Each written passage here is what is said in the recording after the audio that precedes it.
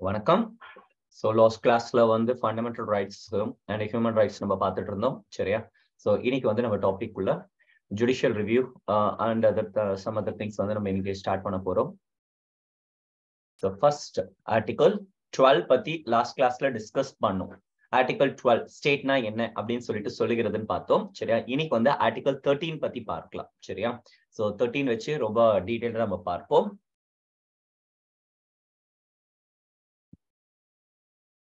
Article 13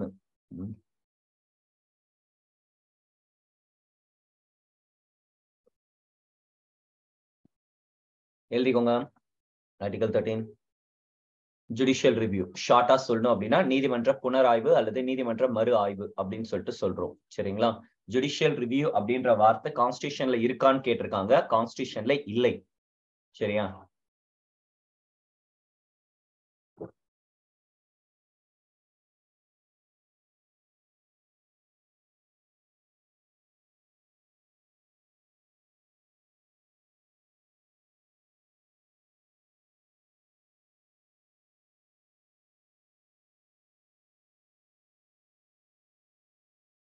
எழுதியாச்சா? அடிப்படை உரிமைகளுக்கு முரணாக உள்ள சட்டங்கள் அனைத்தும் செல்லாதவை அப்படின்னு சொல்லிட்டு சொல்லுது. சரிங்களா? அடிப்படை உரிமைகளை பாதிக்கும் வண்ணத்தில் அல்லது அடிப்படை உரிமைகளுக்கு முரணாக உள்ள சட்டங்கள் செல்லாது அப்படின்னு சொல்லிட்டு சொல்றாங்க. லா அப்படின்னா என்ன? சட்டம் அப்படின்னு சொல்லிட்டு இங்க பயன்படுத்திருக்காங்க இல்லையா? சட்டம் அப்படின்னா என்ன அப்படின்னு சொல்லிட்டு நம்ம பார்க்கலாம். இங்க வந்து பாத்தீங்கன்னா இங்க எந்த லாவை மீன் பண்றாங்கன்னா கவர்மெண்ட் லாஸ், பார்லிமெண்ட் கொண்டு வரக்கூடிய லாவோ அல்லது ஸ்டேட் கவர்மெண்ட் கொண்டு வரக்கூடிய லாவோ அல்லது வந்துட்டு பை லாஸோ இல்ல ஜிஓஸோ கவர்மெண்ட் ஆர்டர் இந்த மாதிரி வந்துட்டு அரசாணைகள் சொல்றோம் இல்லையா? அந்த மாதிரி இந்த மாதிரி எந்த சட்டங்கள் இருந்தாலும் அது ஃபண்டமெண்டல் ரைட்ஸை பாதிக்கும் வண்ணத்தில் இருந்தால் அது செல்லாது அப்படின்னு சொல்லிட்டு சொல்றாங்க. சரி, சோ நமக்கு வந்து டிஃப்ரெண்ட் டைப்ஸ் ஆஃப் லாஸ் இருக்கு. ஒன்னு due process of law and another one thing is a procedure established by law. சரியா?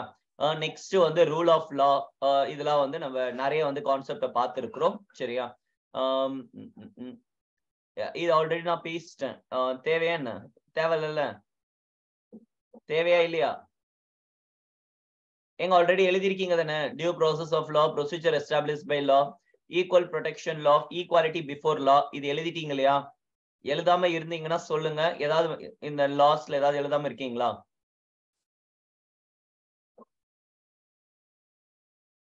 பேசிக் கிளாஸ்ல நான் பேசியிருக்கேன். ஏதாவது கமெண்ட் போடுறாங்களான்னு பாருங்க. கிளாஸ்ல இவ்வளவு பேர் இருக்காங்க. பேசிக் கிளாஸ்ல பார்த்துட்டு வந்தேனே, ஏதாவது எடுக்காம இருக்கிறேனா? ஈக்குவல் ப்ரொடெக்ஷன் லா எழுதல. சரி,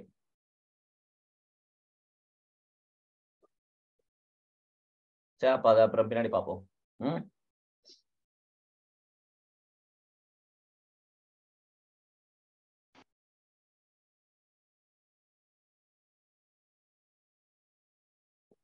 இதை நம்ம அப்புறமா டீல் பண்ணிக்கலாம். ஈக்குவாலிட்டி பிஃபோர் லா 14 வரும் இல்லையா? ஆர்டிகல் 14 கீழே இந்த ஈக்குவல் ப்ரொடெக்ஷன் ஆஃப் லா மட்டும் சொல்றேன். சரியா? நம்ம வந்து இப்போ என்ன டாபிக் எடுத்துக்கிறோம் அப்படின்னா டாக்ட்ரைன்ஸ் அப்படின்னு சொல்லிட்டு ஹெட்டிங் போட்டுக்கோங்க. இதை ஒரே ஒரு ரீகேப் மட்டும் பண்ணிடுறேன்.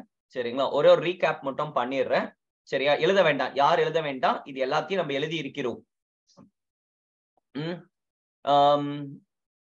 டியூ ப்ராசஸ் ஆஃப் லா அப்படின்னா என்ன? சட்டத்தால் நிறுவப்பட்ட செயல்முறை என்றால் என்ன அப்படின்னு பாத்தீங்கன்னா, இப்ப ஃபார் எக்ஸாம்பிள், இப்ப ஒருத்த கொலை பண்ணிட்டான். சரிங்களா? இப்ப கொலை பண்ணிட்டான்.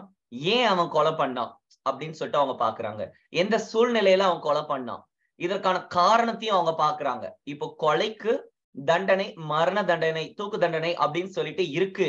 அதை மாற்ற முடியாது அப்படின்னா that is procedure established by law, அல்லது வந்து பாத்தீங்கன்னு வச்சுக்கோங்களேன், எப்படி சொல்லலாம்னா ரூல் ஆஃப் லா அப்படின்னு சொல்லிட்டு சொல்லலாம். சரிங்களா? சோ ரூல் ஆஃப் லா அப்படின்னு சொல்லிட்டு நம்ம சொல்லலாம். என்ன சொல்ல வராங்கன்னா, சட்டம் இருக்கின்றது, அந்த சட்டத்துல யார் செஞ்சாலும் அது தவறுதான். குடியரசுத் தலைவர் கொன்றாலும் தவறுதான், சாதாரண மனிதர்கள் இருக்கக்கூடிய ஒரு நபர் கொன்றாலும் தவறுதான். இது வந்து ரூல் ஆஃப் லா, சட்டம் அனைவருக்கும் சமம், பொதுவானது அப்படின்னு சொல்லிட்டு சொல்றாங்க. சரி, சோ இந்த டியூ ப்ராசஸ் ஆஃப் லா அப்படின்னா அந்த சட்டம் ஏன் வந்தது, அந்த சட்டத்தால் ஏன் வந்து வருது உரிய செயல்முறை அப்படின்னு சொல்லிட்டு அந்த ப்ராப்ளம் ஏன் நடந்துச்சு அப்படின்னு சொல்லிட்டு பாக்குறாங்க. இப்போ நமக்கு வந்து பாத்தீங்கன்னு வச்சுக்கோங்களேன், நிறைய ஜட்ஜ்மெண்ட்ஸ் கோர்ட்ல வந்து கொடுப்பாங்க. நீங்க அந்த கோர்ட்ஸ்ல நீங்க கொடுக்குற ஜட்ஜ்மெண்ட்ஸ் நீங்க பாத்தீங்கன்னா எப்படி இருக்கும், ஏன் அவன் கொன்றான், கொன்னுட்டான் தவறுதான் சரிங்களா, ஆனா ஏன் கொன்றான், அவன் வந்து இதுக்கு முன்னாடி ப்ரீ பிளான் பண்ணி மர்டர் பண்ணானா, அல்லது வந்துட்டு எதேச்சியா தன்னுடைய தற்காப்புக்காக மர்டர் பண்ணானா, இப்படி அதை பார்த்து அதற்கான தண்டனைகள் மாத்தி கொடுக்குறாங்க. கரெக்டா? இப்போ ஒரு பொண்ணு தன்னுடைய தற்காப்புக்காக 2 பேரும் போட்டு தள்ளுறாங்க சரிங்களா, இப்போ வந்து அது வந்து பாத்தீங்கன்னா தவறு கிடையாது, 2 பேர் 4 பேரை கூட கொள்ளலாம். கரெக்டா? அப்போ இந்த மாதிரியான விஷயங்கள் ஏன் வந்து செஞ்சாங்க, அப்ப அவங்கள வந்துட்டு கொலை செய்ததற்கான குற்றம், கொலை செய்தது குற்றம் தான். இப்ப அந்த பொண்ணை வந்து காப்பாத்துக்கிறதுக்காக அந்த பொண்ணு என்ன பண்ணிருக்கா, மூஞ்சில பெப்பர் ஸ்ப்ரே அடிச்சு பகல்ல இருந்த கல்ல எடுத்து மண்டையில போட்டா சரிங்களா, 2 பேரும் அவுட். இப்போ இந்த பொண்ணு செஞ்சது சரியா தவறா? சரிதானே, தன்னோட உயிருக்கு மிஞ்சினது எதுவும் கிடையாது சரியா, ஃபர்ஸ்ட் நம்ம உயிர் தான் முக்கியம். அப்போ இத பார்க்கும்போது சரின்னு சொல்லிட்டு படுது, ஆனா கொலை செஞ்சது தவறு. இப்ப கொலை செய்தவர்களுக்கு மரண தண்டனை வழங்கப்படணும். அப்ப இந்த பொண்ணுக்கு மரண தண்டனை வழங்கலாமா? கூடாது. ஏன்னா இந்த பொண்ணு வந்து பாத்தீங்கன்னா எந்த ஒரு அவங்க மேல எந்த ஒரு முன் விரோதமும் கிடையாது, ப்ரீ பிளான் பண்ணி மர்டர்லாம் எதுவும் பண்ணல. சோ இந்த மாதிரியான சிச்சுவேஷன்ல வரும் பொழுது அந்த ஜட்ஜஸ் வந்து திங்க் பண்றாங்க பாத்தீங்களா. சோ இதுதான் வந்து நம்ம என்ன சொல்றோம், டியூ ப்ராசஸ் ஆஃப் லா அப்படின்னு சொல்லிட்டு சொல்றோம். அதாவது according to natural justice, natural ஜஸ்டிஸை பேஸ் பண்ணி இது வந்து இருக்கு. டியூ ப்ராசஸ் ஆஃப் லா இன்னும் ஃபர்தரா நான் கிளாஸ்ல நான் பேசியிருக்கேன். அதாவது ப்ரொசீஜர் எஸ்டாப்ளிஷ்ட் பை லா, சட்டத்தால் நிறுவப்பட்ட செயல்முறையால ஒன்லி எக்ஸிகியூட்டிவ் மட்டும் தான் கேள்வி கேட்க முடியும். ஆனா டியூ ப்ராசஸ் ஆஃப் லாவை எக்ஸிகியூட்டிவ் கேள்வி கேட்கலாம், ஆஸ் வெல் அஸ் லெஜிஸ்லேச்சரையும் கேள்வி கேட்கலாம். ஃபண்டமெண்டல் ரைட்ஸை பாதிக்கும் வண்ணத்தில் இப்ப எக்ஸிகியூட்டிவ் போலீஸ்னு வச்சுக்கோங்களேன், போலீஸ்காரங்க நடக்கிறாங்க ஒரு மனிதனோட உயிரை எடுக்கிறதுக்காக, அல்லது வந்து ஃபண்டமெண்டல் ரைட்ஸை பாதிக்கும் வண்ணத்தில் போலீஸ்காரங்க நடக்கிறாங்கன்னு வச்சுக்கோங்களேன், அவங்க மேல கேஸ ஃபைல் பண்ணலாம். எங்க? ப்ரொசீஜர் எஸ்டாப்ளிஷ்ட் பை லால சரிங்களா. டியூ ப்ராசஸ் ஆஃப் லால இந்த எக்ஸிகியூட்டிவ் போலீஸ் சரிங்களா ஏச்சுக்கலாம். இப்ப போலீஸ் வந்து எக்ஸஸா ரொம்ப தப்பா நடக்கிறாங்க, ரொம்ப சித்திரவதை பண்றாங்க, தவறு இல்லாமலே கொண்டு போய் அரெஸ்ட் பண்ணி அவங்கள குற்றம் சாட்ட சொல்றாங்க. இந்த விசாரணை இன்னும் நிறைய படத்துல நீங்க பாத்திருப்பீங்க பாருங்க. சோ அந்த மாதிரியான விஷயங்கள் நடக்கிறது அப்படின்னா அப்போ வந்து கோர்ட்டால இங்கேயும் கேள்வி கேட்க முடியும்.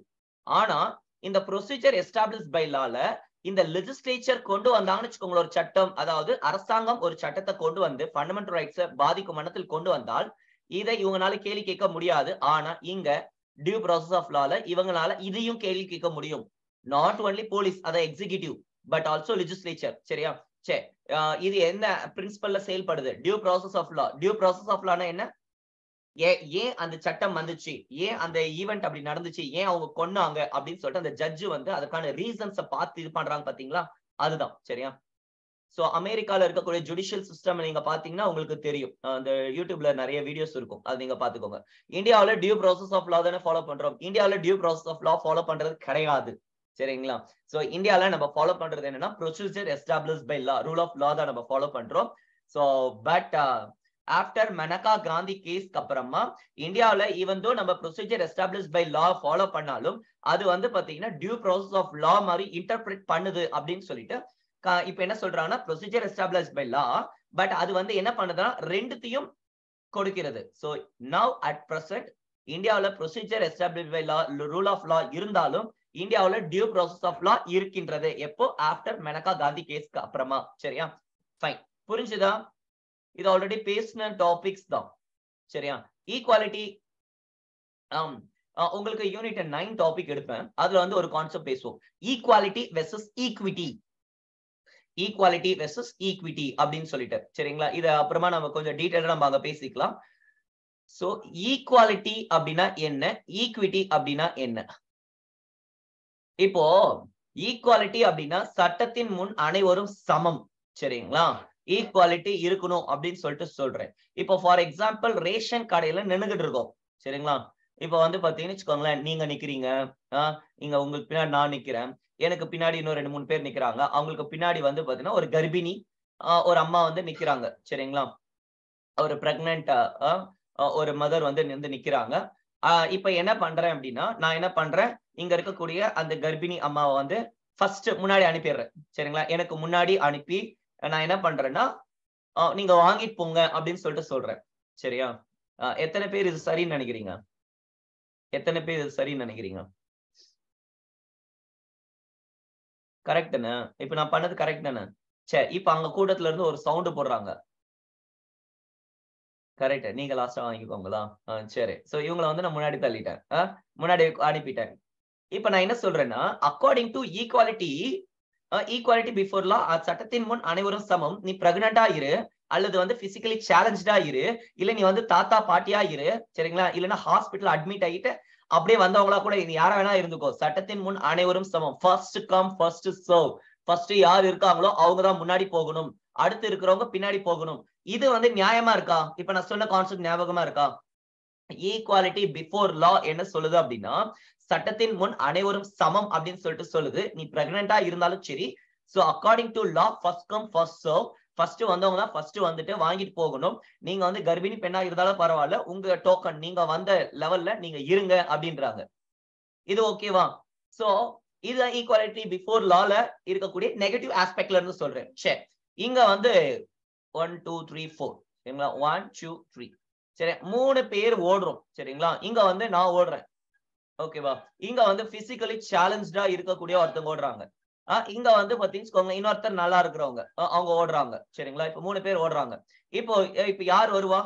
ஒண்ணு நான் குடுகுடுன்னு ஓடி வந்துருவேன். இல்ல இவங்க வந்து குடுகுடுன்னு ஓடி வருவாங்க. பிசிக்கலி சேலஞ்ச், அந்த கால் கொஞ்சம் பலவீனமா இருக்கிறவங்களுக்கு, நடக்க முடியாம இருக்கிறவங்களுக்கு இவங்கனால ஓட முடியுமா? இப்ப 3 பேரையும் ஒரே ரேஸ்ல வச்சு ஓட்டுனாங்க அப்படின்னா, ஈக்வாலிட்டி பிஃபோர் லா 3 பேரும் ஒரே லெவல்ல இருந்து ஓடுறாங்க. அப்போ திஸ் இஸ் ஈக்வாலிட்டியா இருக்குமா? இது ஈக்வாலிட்டியா இருக்குமா? இருக்காது. கரெக்ட்டா? ஈக்வாலிட்டி பிஃபோர் லா தான். சட்டத்தின் முன் அனைவரும் சமம் தான். ஆனா இது ஈக்குவலா இல்ல. காரணம் அப்ப என்ன சொல்றாங்கன்னா, ஈக்விட்டி அப்படின்னா சமத்துவம், சரிசமம். இது வந்து எப்படி சொல்றதுன்னா, பேஸ்ட் ஆன் சிச்சுவேஷன் இருக்கிறவங்கள அப்படியே ஓட வைக்கிறோம். இப்போ ஃபார் எக்ஸாம்பிள் என்ன வந்து 1000 மீட்டர் ஓட வைக்கிறாங்க. என்ன 1000 மீட்டர் ஓட வைக்கிறாங்க. இவங்கள இந்த பிசிக்கலி சேலஞ்சா இருக்கிறவங்க 100 மீட்டர் ஓட வைக்கிறாங்க. ஓகேவா? இப்போ வந்து பாத்தீங்கன்னா 2 பேரும் ஒரே ட்ராக்ல தான் ஓடுறோம். ஆனா அவங்களுக்கு கொஞ்சம் சுலபமாகவும், எனக்கு கொஞ்சம் ஹார்டாவும் இருக்கு. இப்ப இது ஏத்துக்கிற மாரி இருக்கா? ஒரே ட்ராக்ல ஓடுறோம். இது ஏற்றுக்கொள்ளுகிற மாரி இருக்கா? எஸ். அல்லது இங்கேயும் பிசிக்கல் சேலஞ்ச்டு, இங்கேயும் பிசிக்கல் சேலஞ்ச், இங்கேயும் பிசிக்கல் சேலஞ்ச்டு. 100 மீட்டர் இல்ல, 1000 மீட்டர்ஸ் கூட இருக்கட்டும், ப்ராப்ளம் இல்ல. இப்ப 3 பேரையும் தனியா ஓட வைக்கிறாங்க. இப்ப இது கரெக்ட்டா? இப்ப 3 பேரும் இருக்கிறாங்க. இது கரெக்ட்டா?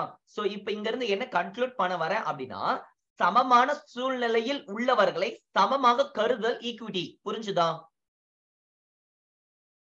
சமமாக சூழ்நிலையில் உள்ளவர்களை சமமாக கருதுதல். ஈக்வாலிட்டி அப்படின்னா அனைவரையும் சட்டத்தின் முன் அனைவரும் சமம் அப்படின்னு சொல்லிட்டு சொல்றோம்.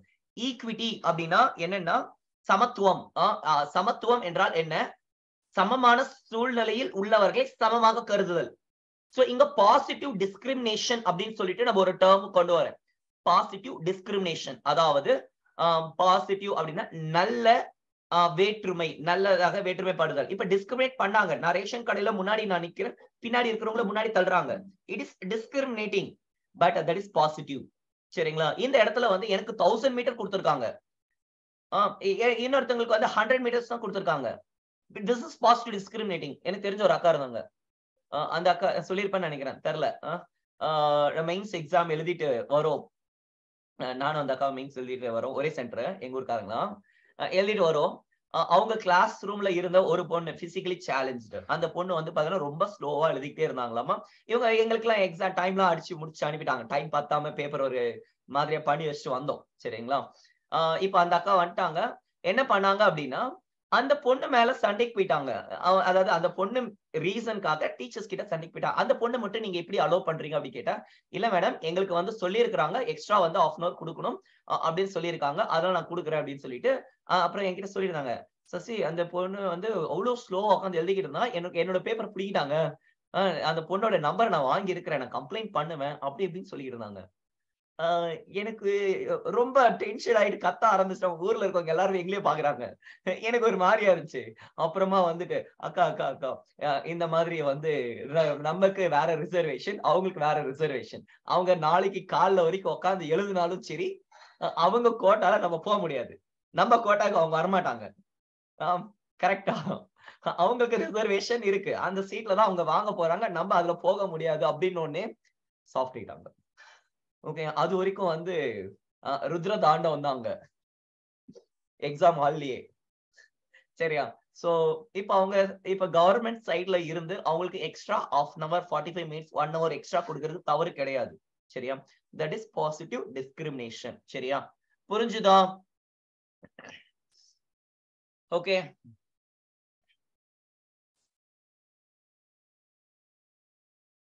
இத நம்ம அப்புறமா டீல் பண்ணலாம். இந்த கான்செப்ட் நீங்க ஞாபகம் வச்சுக்கோங்க. அப்புறமா டீல் பண்ணுவோம். நான் இந்த ஈக்குவல் புரொடெக்ஷன் ஆஃப் லாவ நான் எழுதி போடுறேன். இந்த அரிஸ்டாட்டில் பாயிண்ட்ஸ் எழுதணும் நீங்க. அப்புறம் ஒரு சர்க்கிள் ஒன்னு போட்டேன். எழுதவே இல்ல பாருங்க இவங்க. Like should be treated அலைக்.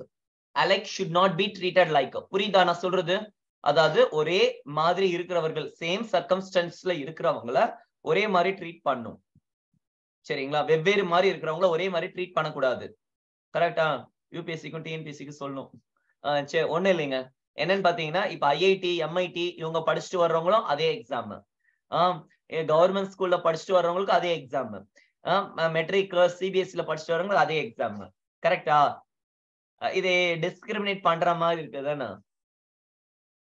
ஒரு இமேஜ் ஒன்னு போட்டிருந்தாங்க. என்ன இமேஜ்னு சொல்லி பாத்தீங்கன்னா, அவர் காம்படிட்டிவ் எக்ஸாம்னு சொல்லிட்டு பெஸ்டா ஆப்டா இருக்கும்.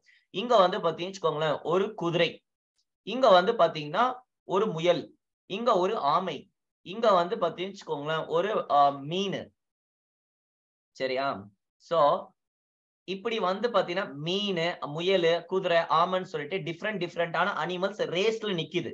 எங்க நிக்குது? தரையில ஓட போகுது. மீனால ஓட முடியுமா?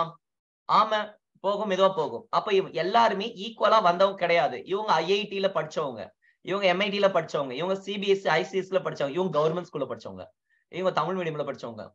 சரியா? சோ இதுதான் அந்த இமேஜ்ல போட்டிருந்தது. ஆப்டா இருக்கு பாருங்க. சோ இது வந்து ஈக்விட்டியா? இல்ல, இது ஈக்குவாலிட்டி. நெகட்டிவ் டிஸ்கிரிமினேஷன் இது. சரி, நம்ம இத பார்க்கலாம். சோ இந்த கான்செப்ட் உங்களுக்கு புரிஞ்சிருக்கும். சோ ஃபர்ஸ்ட் நம்ம இன்னைக்கு எடுத்துக்கொண்ட கான்செப்ட் பேர் வந்து பாத்தீங்கன்னா டாக்ட்ரின் ஆஃப் எக்லிப்ஸ், கிரகண கோட்பாடு அப்படின்னு சொல்லிட்டு எடுத்திருக்கிறோம். சோ இத யூடியூப்ல பேசியிருக்கிறேன். சரிங்களா? கிரகண கோட்பாடு அப்படின்னு சொல்லிட்டு நம்ம பார்க்க போறோம்.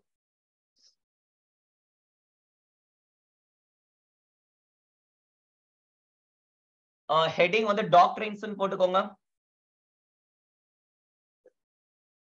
ஹெட்டிங்ஸ் டாக்ட்ரின்ஸ் அப்படின்னு சொல்லி போட்டுக்கோங்க.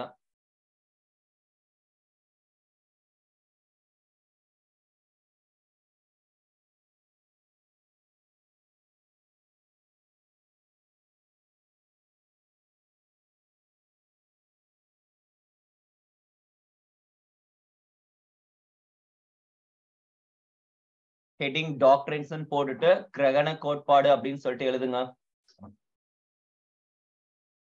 சரி, ஃபர்ஸ்ட் நாம எடுத்துக்கொண்டது டாக்ட்ரின் ஆஃப் எக்லிப்ஸ். சரிங்களா? எக்லிப்ஸ்னா என்ன? கிரகணம். எக்லிப்ஸ் அப்படின்னா என்ன? இந்த சன்னு வந்து பாத்தீங்கன்னா இங்க கிடக்குது. சரிங்களா? மூணு இங்க கிடக்குது, எர்த் இங்க கிடக்குது. சரிங்களா? இந்த சன்ன என்ன பண்ணும்? மூணு மறைச்சிடுது. கரெக்டா? கிரகணம் என்றால் என்ன? இந்த சூரியனோட வெளிச்சம் பூமியின் மீது படாதவாறு இந்த மூன், இந்த நிலவானது மறைக்கின்றது. கரெக்டா? நிலா என்ன பண்ணிருக்க? மூணு சன்னோட லைட் இடத்துல படாத மாதிரி மறைச்சிருச்சு. அப்போ ஏதோ ஒரு விஷயத்த மறைக்கின்றது அப்படின்னு சொல்லிட்டு சொல்றோம். இதுதான் கிரகணம். புரியுதா? கிரகணம் என்றால் என்ன அப்படின்னு பாத்தீங்கன்னா மறைக்கின்றது.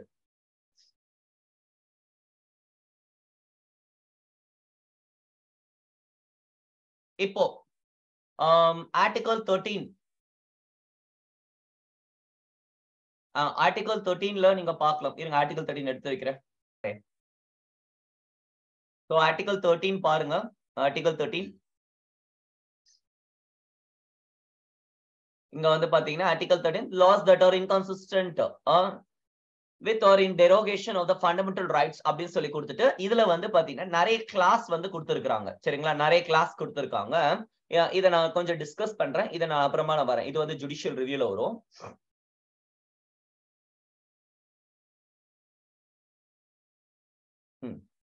இந்த article 13 class 1 வந்து பாருங்க. 1 வந்து படிங்க. All laws in force in the territory of India immediately before the commencement அப்படின்னு சொல்லிட்டு ஒரு அண்டர்லைன் இங்க இருக்கு பாருங்க. Commencement of this constitution in so far as they are inconsistent with the provisions of this part shall to the extent of such inconsistency be void அப்படின்னு சொல்லி கொடுத்திருக்காங்க. சரிங்களா, ஃபர்ஸ்ட் அதாவது இந்தியாவில் நடைமுறையில் உள்ள all laws in force in the territory of India, இந்தியாவில் நடைமுறையில் உள்ள, அதாவது அரசியலமைப்பு சட்டம் உருவாச்சு பாத்தீங்களா, அந்த உருவான நாள் அதுக்கு முன்னாடி நிறைய சட்டங்கள் நடைமுறையில இருந்தது. கரெக்டா? எக்ஸாம்பிள் ஐபிசி இருந்துச்சா, சிஆர்பிசி இருந்துச்சா, சிவில் ப்ரொசீஜர் கோடு இருந்துச்சா, கோவா போர்ச்சுகீஸ் கோடு, அந்தந்த நிறைய சட்டங்கள் வந்து நம்ம நாட்டுல இருந்தது. தமிழ்நாட்டுல கூட வந்து பாத்தீங்கன்னா இப்ப கவர்மெண்ட் ஆர்டர் 1927 இருந்துச்சா, 1927 இருந்துச்சா. சரிங்களா, சோ இந்த மாதிரி நிறைய சட்டங்கள் வந்து பாத்தீங்கன்னா நாட்டுல இருக்கின்றது. சரிங்களா, ஆர்டிகல் 13 என்ன சொல்லுது அப்படின்னா, கான்ஸ்டிடியூஷன் கிரியேட் ஆன நாளில் அப்போ வந்து நடைமுறையில நிறைய சட்டங்கள் இருக்கும். சரிங்களா, ஏன்னா நம்ம நிறைய சட்டங்கள் அடாப்ட் பண்ணிக்கிட்டோம். அந்த சட்டங்கள் ஏதாவது இப்ப நான் சொல்லக்கூடிய இந்த ஃபண்டமெண்டல் ரைட்ஸ பாதிச்சுது அப்படின்னா அந்த ப்ரொவிஷன்ஸ் பார்ட்டோ அல்லது என்டையர் ப்ரொவிஷன்ஸோ செல்லாது அப்படின்னு சொல்லிட்டாங்க. ஆர்டிகல் 13 சப் கிளாஸ் 1 தமிழ் மீடியம்க்கு புரிஞ்சுதா? நான் சொன்னது புரிஞ்சுதா? எஸ், நோ, கமெண்ட் போடுங்க. எஸ், சரியா.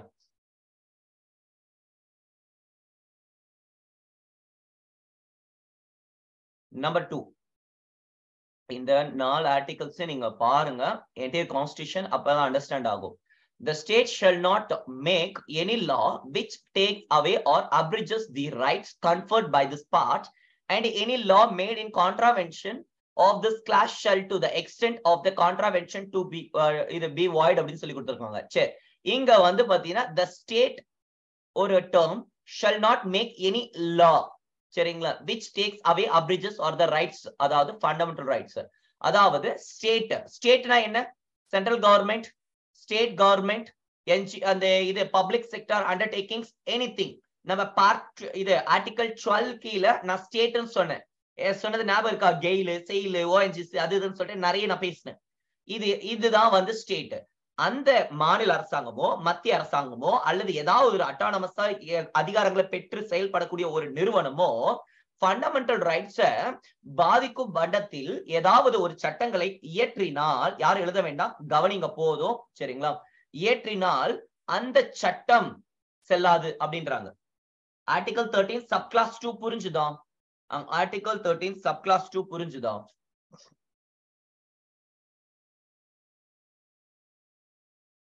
எஸ், சரியா?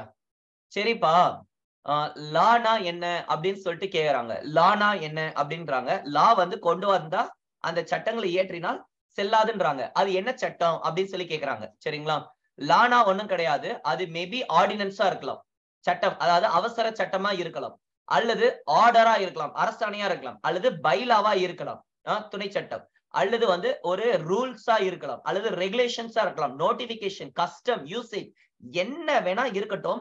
இந்தியாவுல அது ஒண்ணு செஞ்சா அது வந்து நடைமுறைக்கு வருகிறது அப்படின்னா அது வந்து லா அப்படின்னு சொல்லிட்டு சொல்றாங்க. புரிஞ்சுதா? இந்த இடத்துல லா அப்படின்னு சொல்லி மீன் பண்ணது, it is not exclusive central government law, not exclusive state government law, any law, president law மட்டும் கிடையாது. எந்த சட்டம் வேணா இருக்கலாம், பைலாவா இருக்கலாம், ரெகுலேஷனா இருக்கலாம், இல்ல ஜஸ்ட் ஒரு நோட்டிபிகேஷனா இருக்கலாம், என்ன வேணா இருக்கலாம். அது இந்தியாவுல நடைமுறைக்கு வருகிறது அப்படின்னா, அத்தாரிட்டியில இருந்து வருகிறது அப்படின்னா அந்த லாவுக்கு இது பொருந்தும் அப்படின்னு சொல்லிட்டு சொல்லியிருக்காங்க. புரிஞ்சுதா?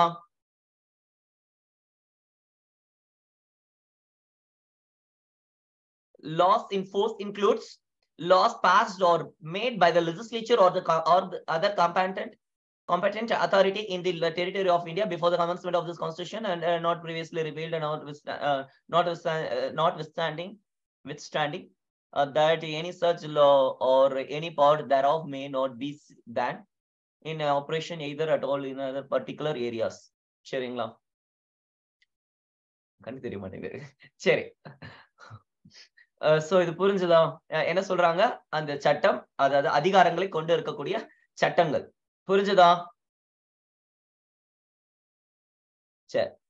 ஆர்டிகல் 3 புரிஞ்சுது. இது சப்கிளாஸ் 3 புரிஞ்சுதா? Article 13 subclass 3. So next article 13 subclass 4 பார்க்கலாம். Nothing in this article shall apply to any amendment of this constitution made under article 368. இங்க இருக்குது 368க்கு பொருந்தாது அப்படின்ட்டாங்க. ஓகேவா? இங்க இருக்கிறது ஆர்டிகல் 368 கீழ கொண்டு சட்ட திருத்தத்தை மேற்கொண்டோம் அப்படின்னா அதுக்கு பொருந்தாது அப்படின்றாங்க. அதாவது ஜுடிஷியல் ரிவ்யூ இஸ் இம்யூன். சரிங்களா? For amendments made under article 368. so article 368 கீழ கொண்டு வரக்கூடிய சட்ட திருத்தங்களுக்கு இங்க இருக்கிற article 13 பொருந்தாது அப்படின்னு சொல்லியிருக்காங்க. 4 விஷயத்தை இங்க பேசி இருக்கிறேன். 4 விஷயங்களை நீங்க சொல்லுங்க. ஃபர்ஸ்ட் என்ன? article 13ல 4 விஷயங்கள் இருக்கின்றது. ஃபர்ஸ்ட் ஒன் என்ன? நம்பர் 1 சொல்லுங்கள்.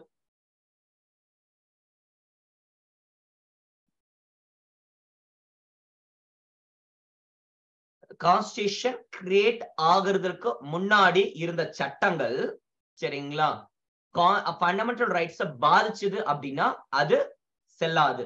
நம்பர் 1. நம்பர் 2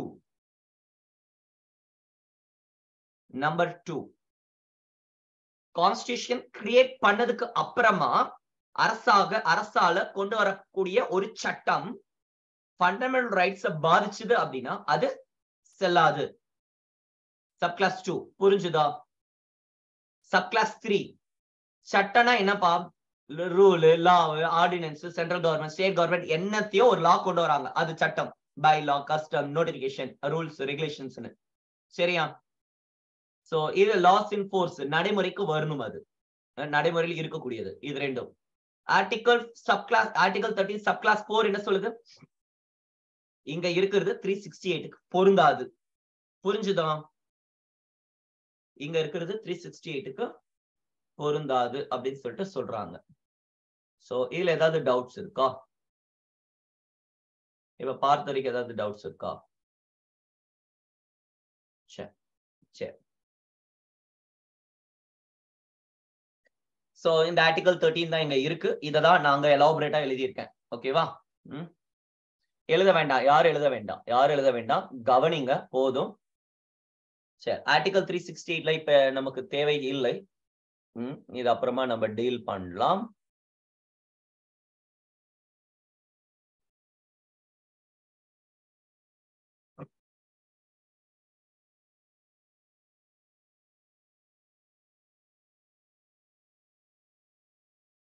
சரி. சோ இப்ப ஆர்டிகல் 13 சப்கிளாஸ் 1க்கு வருவோம். Doctrine of eclipse. சரிங்களா? டாக்ட்ரின் ஆஃப் எக்லிப்ஸ் என்ன சொல்லுகிறது? ஆர்டிகல் 13 சப்கிளாஸ் 1ஓட பேசுகிறது. சரிங்களா? அதாவது pre constitutional laws will be void if they inconsistent with fundamental rights. கரெக்ட்டா? ஆர்டிகல் 13 சப்கிளாஸ் 1 என்ன சொல்லுது? கான்ஸ்டிடியூஷன் கிரியேட் ஆனதுக்கு அப்புறமா நடைமுறையில இருக்கக்கூடிய பழைய சட்டங்கள் ஐபிசி, சிஆர்பிசி அந்த மாதிரியான சட்டங்கள் ஏதாவது ஃபண்டமெண்டல் ரைட்ஸ் பாதிக்குது அப்படின்னா அது என்னது? ஆட்டோமேட்டிக்கா அது செல்லாது அப்படின்னு சொல்லிட்டு சொல்றாங்க. ஆட்டோமேட்டிக்கா அது செல்லாது. சோ இதுதான் டாக்ட்ரின் ஆஃப் எக்லிப்ஸ். ஆட்டோமேட்டிக்கா அது மறைச்சிரும். அதாவது சூரியன் இருக்குங்க. சரிங்களா? சூரியன் இருக்குங்க.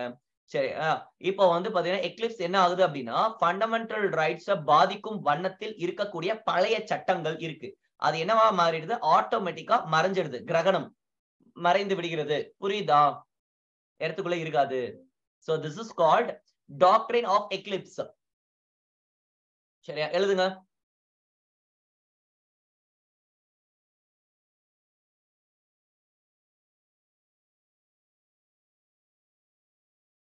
சரி. first one Bhikaji Narayanan case 1955. இந்த கேஸ்ல என்ன சொல்றாங்க அப்படின்னா, சரிப்பா இப்ப வந்து பாத்தீங்கன்னு ஏதோ ஒரு கேஸ் இருக்கும். என்ன எழுதியிருக்காங்க, ஐபிசி செக்ஷன் 377 எழுதியிருக்கேன். சரிங்களா? இப்போ ஐபிசி செக்ஷன் 377 இருக்கு. இது என்ன பண்ணுது? அன்நேச்சுரல் ஆர்டர் ஆஃப் செக்ஸ் வச்சுக்கிறவங்க பனிஷ்மெண்ட் பண்றாங்க. சரியா? இப்போ வந்து பாத்தீங்கன்னா, ஆணும் ஆணும் திருமணம் செய்து கொள்வதோ அல்லது பெண்ணும் பெண்ணும் திருமணம் செய்து கொள்வதோ அல்லது இயற்கைக்கு முரண்பட்டு மிருகங்களோட புணர்தல் இப்படிப்பட்ட விஷயங்கள் ஏதாவது நடக்கின்றது அப்படின்னா அது வந்துட்டு கிரைம், அது செல்லாது, பனிஷபிள் அஃபென்ஸ் அப்படின்னு சொல்லிட்டு ஐபிசி செக்ஷன் வந்து சொல்லுகிறது. அதாவது சிம்பிளா சொல்லணும் அப்படின்னா சோதோமி இஸ் ஏ கிரைம் அப்படின்னு சொல்லிட்டு சொல்றாங்க. ஓகேங்களா? LGBTQ+ இருக்காங்க இல்லையா, லெஸ்பியன், கே, பைசெக்சுவல், அதாவது ஆணோடும் அவர்கள் உடலுறவு வைத்துக் கொள்வார்கள், பெண்ணோடும் உடலுறவு வைத்துக் கொள்வார்கள், ரெண்டு பேருக்கிட்டையும். ஆனா லெஸ்பியன்ஸ் அப்படின்னா ஒன்லி கேர்ள்ஸ் மட்டும் இருக்கிறவங்க. இவங்க கே வந்து பாய்ஸோட, பைசெக்சுவல் வந்து ரெண்டு பேருக்கிட்டையும் இருக்கிறவங்க. டிரான்ஸ்ஜெண்டர்ஸ் வந்து பாத்தீங்கன்னா உங்களுக்கு தெரியும், திருநங்கைகள். சரிங்களா? சோ நெக்ஸ்ட் வந்து குயர் அண்ட் பிளஸ் இன்னும் நிறைய உள்ள இருக்கு. எல்லாம் இவங்களோட இருக்கக்கூடிய விஷயங்கள். சரிங்களா? ஜெண்டர் ஐடென்டிஃபை பண்ண இந்த இது இஷ்யூஸ் இருக்கிறவங்க. சரியா? சோ இத வந்து என்ன பண்றாங்கன்னா பேன் பண்றாங்க. இப்போ ஆர்டிகல் 14 என்ன சொல்லுகிறது அப்படின்னா ரைட் டு ஈக்குவாலிட்டி அப்படின்னு சொல்லிட்டு சொல்லுகிறது. சரிங்களா? சோ ரைட் டு ஈக்குவாலிட்டி அப்படின்னு சொல்லிட்டு சொல்லுகிறது. இப்போ வந்து பாத்தீங்கன்னா அனைவரும் சமம். இப்ப இவர்களும் சமம், இவர்களுக்கும் வந்து உணர்வுகள் இருக்கின்றது. இப்ப இவங்களுக்கு இப்ப எனக்கு உணர்வுகள் இருக்கு, எனக்கு வந்து ரைட் டு மேரி, எனக்கு வந்து திருமணம் செய்து கொள்வதற்கான உரிமை உண்டு, யாரை வேண்டுமானாலும் சூஸ் பண்றதுக்கான உரிமை எனக்கு உண்டு. அதே மாதிரி அவங்களுக்கு ஒரு உரிமை உண்டு. என்ன, அந்த ஒரு பொண்ணை வந்து சூஸ் பண்றா, ஒரு ஆணை சூஸ் பண்றாங்க. அப்ப வந்து எப்படி அதை வயலேட் பண்ணலாம் அப்படின்னு சொல்லி இந்த ஜட்ஜ்மெண்ட்ல கேஸ் வந்து என்ன சொல்லி கொடுத்தாங்க, மாத்தி கொடுத்துட்டாங்க. சரிங்களா? சோ மாத்திட்டு இந்த ஐபிசி செக்ஷன் 377 ரிப்பீல் பண்ணிட்டாங்க. சோ நாட் எல்லாமே ரிப்பீல் பண்ணல. அதுல பீஸ்டலிட்டி, செக்ஸ் வித் சைல்டு, இது எல்லாமே இன்னமும் கிரைமா தான் இருக்கு. ஆர்டிகல் 377 ரிப்பீல் பண்ணிட்டாங்க, உண்மைதான். எல்லாத்தையும் ரிப்பீல் பண்ணல. அதுல இன்னும் 2-3 ப்ரொவிஷன்ஸ் இருக்கு. பீஸ்டாலிட்டி, அதாவது மிருகங்களோட உடலுறவு கொள்ளுதல், அடுத்து வந்து பாத்தீங்கன்னா என்ன இது குழந்தைகளோட உறவு கொள்வது, எல்லாத்தையும் வந்து என்ன சொல்லுது, பேன் பண்ணுது, இன்னைக்கும் இருக்கு. இப்போ நான் என்ன சொல்ல வராங்க அப்படின்னா, இப்போ இந்த ஐபிசி செக்ஷன் 377 இருக்கு இல்லையா, அதுல இருக்கக்கூடிய ஒரு உரிமைகள், அதுல இருக்கக்கூடிய ஒரு சில ப்ரொவிஷன்ஸ், கூறுகள் ஃபண்டமெண்டல் ரைட்ஸ பாதிக்குது. அதனால என்ன பண்ணுது, இது ஆட்டோமேட்டிக்கா செல்லாம பண்ணிடுச்சு. புரியுதா நான் சொல்றது? இதுதான் டாக்ட்ரின் ஆஃப் எக்லிப்ஸ். சப்போஸ் இப்போ வந்து பாத்தீங்கன்னா இந்த லா இருக்கு. சரிங்களா? இப்ப போர்ச்சுகீஸ் சிவில் கோடோ இல்ல ஐபிசியோ எனி லா, அந்த லால இந்த 4 ப்ரொவிஷன்ஸ் இருக்கு. 1 2 3 4 இருக்கு. அதுல இந்த சப் கிளாஸ் 1 மட்டும் தான் பாதிக்குதுன்னு வச்சுக்கோங்களேன். ஆர்டிகல் 14 இல்ல ஆர்டிகல் 15 இந்த ஃபண்டமெண்டல் ரைட்ஸ பாதிக்குது. எது? இந்த ஒரே ஒரு சப் கிளாஸ் மட்டும் தான் பாதிக்குது. இப்போ வந்து என்ன பண்றாங்கன்னா இந்த சட்டத்துல மட்டும் திருத்தத்தை மேற்கொள்றாங்க. இந்த சட்டத்துல திருத்தத்தை மேற்கொண்டு அந்த ப்ரொவிஷன்ஸ் இந்த ஃபண்டமெண்டல் ரைட்ஸ் பாதிக்காத வண்ணத்துல கொண்டு வந்துட்டாங்க அப்படின்னா இப்போ இந்த சட்டம் செல்லும் அப்படின்னு சொல்றாங்க. புரியுதா? புரியுதா?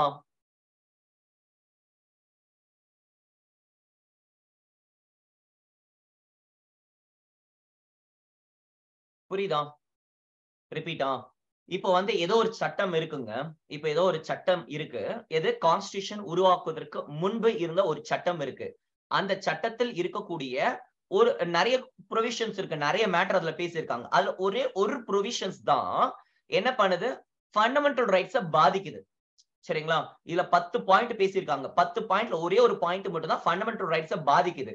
அதனால நம்ம அந்த என்டையர் சட்டத்தை செல்லாதுன்னு சொல்லாம அந்த ஒரே ஒரு சட்டத்தை மட்டும் சேஞ்ச் பண்ணி அல்லது ரிப்பீல் பண்ணி நம்ம என்ன பண்ண போறோம், ஃபண்டமெண்டல் ரைட்ஸ பாதிக்காத வண்ணத்துல கொண்டு வந்துட்டாங்க அப்படின்னா அந்த சட்டம், அந்த பழைய சட்டம் இருக்கு இல்லையா, அந்த பழைய சட்டம் செல்லும் அப்படின்னு சொல்றாங்க. புரிஞ்சுதா?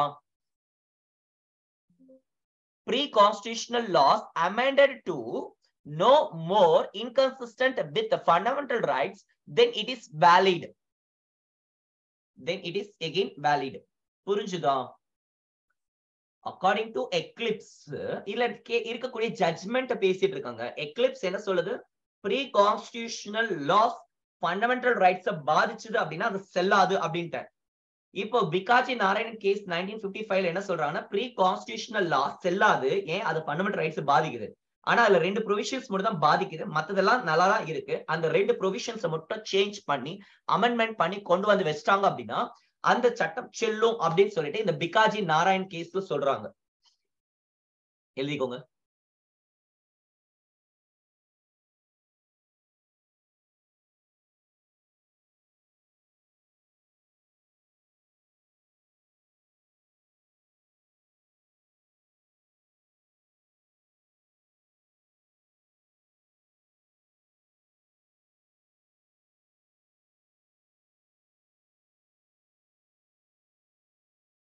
சரியா? சரி, நெக்ஸ்ட் ஷார்ட்டா சொல்றேன். குஜராத் வெர்சஸ் அம்பிகா மில்ஸ், சரிங்களா? And Dhaulari Lodh versus ADJ Kanpur case. இந்த 2 ஜட்ஜ்மெண்ட்ல என்ன சொல்லிருக்காங்க அப்படின்னு சொல்லி பாத்தீங்கன்னா, இந்த டாக்ட்ரின் ஆஃப் எக்லிப்ஸ்ன்றது pre constitutional treaty, pre constitutional லாஸ்க்கு மட்டும் கிடையாது, போஸ்ட் கான்ஸ்டிடியூஷனல் லாக்கு கூட அது செல்லும் அப்படின்னு சொல்லிட்டு சொல்றாங்க. புரியுதா? அதாவது 1950க்கு முற்பட்ட இருக்கக்கூடிய சட்டங்கள் மட்டும் கிடையாது, 1950க்கு பிற்பட்ட சட்டங்களுக்கும் இந்த டாக்ட்ரின் ஆஃப் எக்லிப்ஸ் வந்து பொருந்தும் அப்படின்னு சொல்லிட்டு ஜட்ஜ்மெண்ட் சொல்லுகிறார்கள். புரியுதா? இங்க என்ன சொன்னோம்? 13 கிளாஸ் 1 ப்ரீ கான்ஸ்டிடியூஷனல் லாஸ், சட்டம் அரசியலமைப்பு சட்டம் உருவாவதற்கு முன்பு உள்ள சட்டங்கள் மட்டும் பொருந்தும் சொல்லியிருக்கேன். இப்ப பிகாஜி நாராயண் கேஸ்ல என்ன சொல்றேன்? இதற்கு அடுத்து இருக்கக்கூடிய சட்டங்களுக்கும் அது பொருந்தும் அப்படின்னு சொல்லிட்டு சொல்றோம். சாரி, இது வந்து இந்த பாயிண்ட் சொல்லிட்டேன். ஏதாவது சேஞ்ச் பண்ணி அமெண்ட்மெண்ட் பண்ணா பிகாஜி நாராயண் கேஸ்ல அமெண்ட்மெண்ட் பண்ணா அது வந்து பிரச்சனை கிடையாது, அது வந்து செல்லும் அப்படின்ட்டாங்க. இந்த Gujarat versus Ambika mills 1974, Daulat Lot JDP Kanpur வந்து பாத்தீங்கன்னா 1984. இந்த ஜட்ஜ்மெண்ட்ல என்ன சொல்றாங்க அப்படின்னா அரசியலமைப்பு சட்டம் வந்து தொடங்குவதற்கு முன்பு இருந்தது மட்டும் கிடையாது, பிறகு உள்ளதும் இந்த எக்லிப்ஸ் கான்செப்ட் வந்து செல்லும் அப்படின்னு சொல்லிட்டு சொல்றாங்க. எழுதிக்கோங்க. This doctrine of eclipse were suitable to pre-constitutional, not only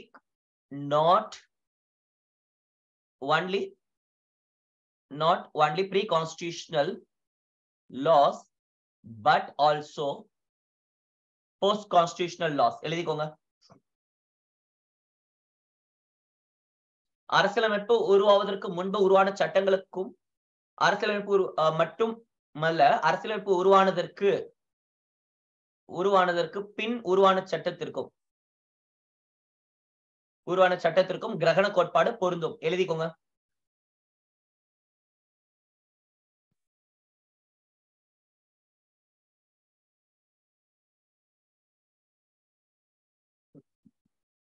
நிறைய டாக்டரின்ஸ் இருக்கு, இன்றும் நாளைக்கும் டாக்டரின்ஸ் போகும். Doctrine of eclipse, doctrine of severability, doctrine of territorial nexus, doctrine of implied powers, doctrine of incidental or ancillary powers, doctrine of precedent, doctrine of harmonious construction, doctrine of pith and substance, doctrine of colorable legislation, doctrine of delegated legislation, doctrine of necessity, doctrine of pleasure, doctrine of eclipse. நல்லா இருக்கு இல்லையா? நிறைய doctrines இருக்கு. ஒரு சிலர் நினைப்பாங்க, நாங்க என்ன யூபிஎஸ்சியாடா எழுத போறோம், இவ்வளவு டாக்டரின் எதுக்காக கிளாஸ் எடுக்கிறேன்னு. இல்ல, ஒரு முக்கியமான மட்டும் அதுல நான் டீல் பண்றேன். சரியா? இப்போ கோர்ட்ல வந்து கேஸ் வருது. சரிங்களா? கோர்ட்ல வந்து கேஸ் வருது. K Poonacha versus Kerala government state of Karnataka.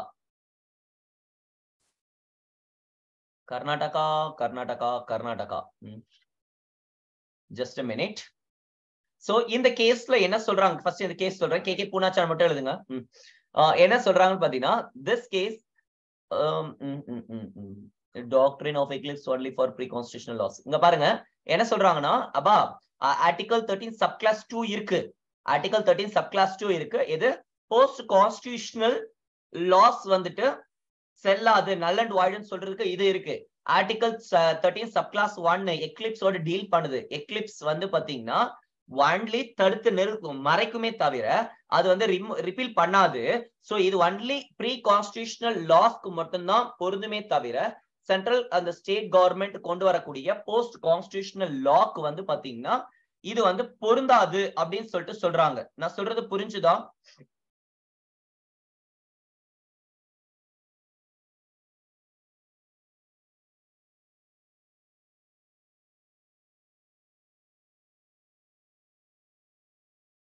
இப்போ நான் சொன்ன பாயிண்ட் புரிஞ்சுதா? எஸ் நோ ஏதாவது கமெண்ட் போடுங்கள். எகெயின் அதாவது இந்த குஜராத் வெர்சஸ் அம்பிகா சரண் கேஸ்ல என்னங்க சொன்னாங்க? இந்த கேஸ்ல என்ன சொல்றாங்கன்னு பாத்தீங்கன்னா ப்ரீ கான்ஸ்டிடியூஷனலுக்கும் செல்லும், போஸ்ட் கான்ஸ்டிடியூஷனலுக்கும் செல்லும். அதாவது அரசியலமைப்புக்கும் முற்பட்ட சட்டங்களுக்கும் செல்லும், இதற்கும் செல்லும் அப்படின்னு சொல்லிட்டு சொல்றாங்க. இப்ப கே பூனாச்சா அந்த கேஸ்ல வந்து என்ன சொல்றாங்கன்னு பாத்தீங்கன்னு வச்சுக்கோங்களேன், இது வந்து பாத்தீங்கன்னா ஒன்லி ப்ரீ கான்ஸ்டிடியூஷனல் லாஸ்க்கு மட்டும்தான் பொருந்துமே தவிர அரசியலமைப்புக்கு பிறகு இருக்கக்கூடிய கான்ஸ்டிடியூஷனலுக்கு பொருந்தாது அப்படின்னு சொல்லிட்டு சொல்றாங்க. சரிங்களா? K Poonacha versus state of Karnataka. சரியா? புரிஞ்சுதா? ஏன் அப்படின்னா அதுதான் ஆர்டிகல் 13 சப்கிளாஸ் 2 இருக்கே அப்படின்னு சொல்லிட்டு இவங்க என்ன சொல்றாங்க, சப்கிளாஸ் 13(1) வந்து பாத்தீங்கன்னா ப்ரீ கான்ஸ்டிடியூஷனுக்கு மட்டும்தான் இருக்கு. சோ எக்லிப்ஸ் கிரகணம் கோட்பாடு என்பது அரசாங்கம் கொண்டு வரக்கூடிய சட்டங்களை மறைக்காது அப்படின்னு சொல்லிட்டு சொல்றாங்க. புரியுதா? இந்த முக்கியமான கேசஸ் போதும்.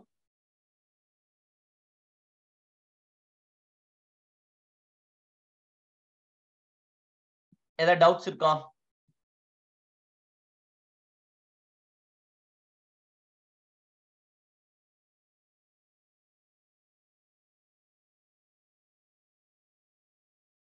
ஏதாவது டவுட் இருக்கா?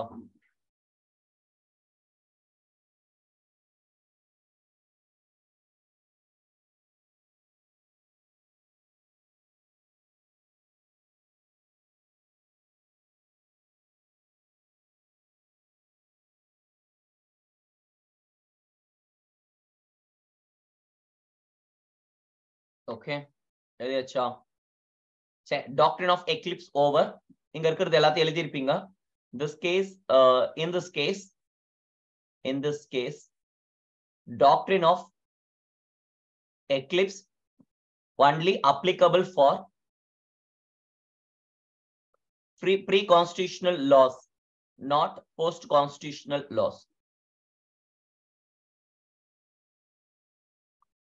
அண்ணா அப்போ இல்லீகல் ஆஃபர்ஸ் லீகலா இந்தியால? லீகல் மீன்ஸ் அது என்னன்னா it is not a criminal offense ன்னு சொல்றாங்க. இப்ப வந்து இங்க ஒரு பொண்ணு இருக்கிறா, இவனுக்கு ஒரு ஹஸ்பண்ட் இருக்கிறான். சரிங்களா? இப்போ இந்த பொண்ணுக்கு வந்து பாத்தீங்கன்னு வச்சுக்கோங்களேன் இன்னொருத்தனோட தொடர்பு இருக்கு. இப்போ இந்த மேட்ரு வந்து இந்த ஹஸ்பண்டுக்கு வந்து தெரிஞ்சு இவன் அலோ பண்றான்னு வச்சுக்கோங்களேன். இந்த வைஃப் ஸ்வாப்பிங் கல்ச்சர் தெரியுமா? வைஃப் ஸ்வாப்பிங் கல்ச்சர் கேட்டு சரி ஒண்ணு சொல்ல. இப்போ வைஃப் வந்து மாத்திக்கிறது அவங்க ஃப்ரெண்ட்ஸுங்களுக்குள்ள. அப்புறமா வந்து நம்ம ஊர்ல ஒரு மகாபாரதத்துல ஒரு ஸ்டோரி இருக்குமே, அந்த ஒரு பொண்ணை வந்து பணையத்தை வச்சு ஆடுவான். மகாபாரதத்துல கௌரவரா என்னங்க அது பணையத்தை எங்க வைஃப வந்து பஞ்ச பாண்டவர்கள் வைஃப பணைய வச்சு ஆடி அதுக்கப்புறமா தோத்து போயிடுவாங்க பாருங்க, சூதாடி. அந்த மாதிரி கல்ச்சர் இருக்குங்க. இப்பவுமே வைஃப வச்சு ஆடுவானுங்க. தோத்து போயிட்டானுங்க அப்படின்னா என்ன ஆகும்னா வைஃபை எடுத்துப்பானுங்க. திரௌபதி இன்னைக்கும் அந்த கல்ச்சர் இருக்கு.